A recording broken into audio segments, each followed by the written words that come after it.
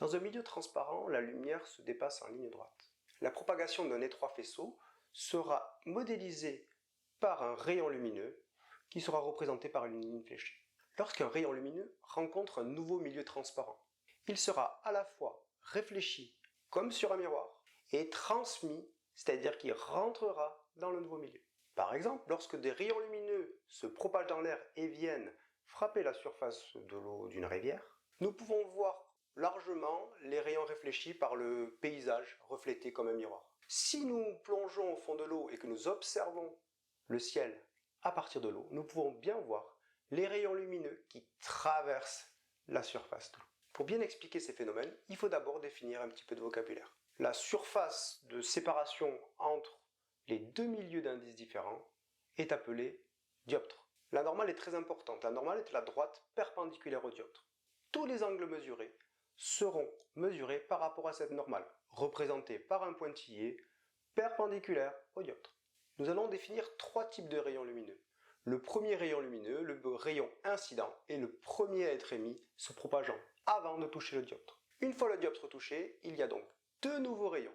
Un rayon qui va être réfléchi par réflexion et un rayon qui va être réfracté par transmission. Les angles des rayons mesurés par rapport à la normale s'appelleront donc angle d'incidence, angle de réfraction, angle de réflexion. Il existe des règles appelées loi de Descartes qui permettent de prédire la valeur des angles de réfraction et des angles de réflexion en connaissant l'angle d'incidence. Pour la réflexion, l'angle d'incidence et l'angle réfléchi sont égales. En effet, le rayon lumineux reste dans le même milieu et nous verrons plus tard que si le milieu reste le même, l'angle n'est pas changé. En changeant de milieu, un rayon est dévié. Nous pouvons calculer l'angle de réfraction connaissant l'angle d'incidence par la loi N1 sinus I égale N2 sinus R. Nous allons faire une petite application à partir de l'exemple précédent pour retrouver la valeur de l'angle de réflexion I' et de l'angle réfracté R. Nous avons comme information que l'indice de l'air vaut 1, que l'indice de l'eau vaut 1,33 et que l'angle d'incidence vaut 40 degrés. Pour calculer l'angle de réflexion, rien de plus simple puisque nous savons que I' est égal à I et que I vaut 40 degrés. Nous avons donc un angle de réfraction de 40 degrés. Pour la réfraction, N1 sinus I égale N2 sinus R. Nous pouvons en déduire que sinus R est égal à N1 sur N2 sinus I. Si nous voulons trouver R, il faut prendre l'arc sinus de ce qui a été calculé, c'est-à-dire arc sinus de N1 sur N2 sinus I. En remplaçant par les valeurs, nous obtenons arc sinus de N1 qui vaut 1 sur N2 qui vaut 1,33 sinus de 40 degrés. Par application numérique, nous obtenons 29 degrés. Nous avons donc pu calculer la valeur de l'angle de réflexion et la valeur de l'angle de réfraction à partir des lois de Descartes. Nous pouvons déterminer l'indice de réfraction inconnu d'un milieu à l'aide d'une méthode dont je vous parlais maintenant. Si nous envoyons de la lumière avec une incidence différente sur un matériau dont on veut connaître l'indice de réfraction, il suffira de faire varier l'angle d'incidence et de mesurer l'angle de réfraction. On pourra ensuite tracer une représentation en mettant en ordonnée sinus I, en mettant en abscisse sinus R. Nous obtiendrons une droite passant par l'origine, car ces deux grandeurs sont proportionnelles. La pente vaudra N2 sur N1, N1 étant généralement de l'air. La pente A vaudra N2. Il suffira juste de déterminer la pente de cette droite pour obtenir l'indice de réfraction du milieu inconnu. Pour voir si vous avez compris cette méthode, nous allons faire un petit exercice pour déterminer si un verre est en Crown ou en Flint. Le verre Crown a un petit indice de réfraction, environ 1,5. Il est utilisé par exemple pour faire des lentilles en optique. Le verre Flint, utilisé en cristallerie, pour sa brillance a un indice de réfraction plus élevé, pouvant aller jusqu'à 2. À partir de cette expérience, pouvons-nous savoir si le verre utilisé était en verre Crown ou en verre Flint. Nous avons fait varier l'angle d'incidence entre 0 degré et 60 degrés, nous avons récupéré l'angle de réfraction allant de 0 à 27,1 degrés.